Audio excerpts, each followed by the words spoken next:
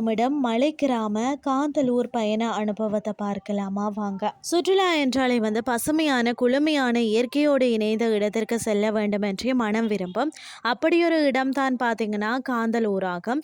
இந்த இடத்தை அமைதி பள்ளத்தாக்கு என்றும் அழைப்பது உண்டு. 12 வருடத்திற்கு ஒரு முறையை பூக்கக்கூடிய நீல குறிஞ்சி மலருக்கும் இந்த இடம் பிரசித்தி பெற்றதாகும். காந்தலூர் கிராமம் கேரளாவில் இடுக்கி மாவட்டத்தில் உள்ள தேவிக்குளம் தாலுகாவில் உள்ளது.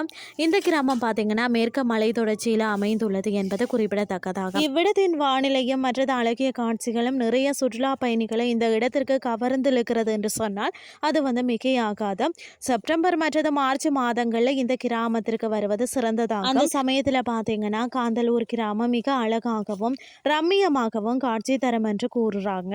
காந்தலூர் பார்த்தீங்கன்னா அதிகப்படியாக பயிர் விளைவிப்பதற்கு பிரசித்தி பெற்ற இடமாகவும் இருக்கிறதா. தென்னிந்தியாவில் பார்த்தீங்கன்னா ஆப்பிள் விளைவிக்கும் ஒரே இடம் தான் காந்தலூர் மட்டுமே ஆகுமா. அது மட்டும் இல்லாமல் பார்த்தீங்கன்னு சொன்னா ஸ்ட்ராபெரி, ஆரஞ்சு, பிளம்ஸ், நெல்லிக்காய் மற்றது பீச் போன்ற பழங்களை உற்பத்தி செய்கிறதா. காந்தலூர் கிராமம் பார்த்தீங்கன்னா மலைமறைவு பிரதேசமாகும். இது மறையூர்ல உள்ள மேற்கு தொடர்ச்சி மலையிலேயே உள்ளது.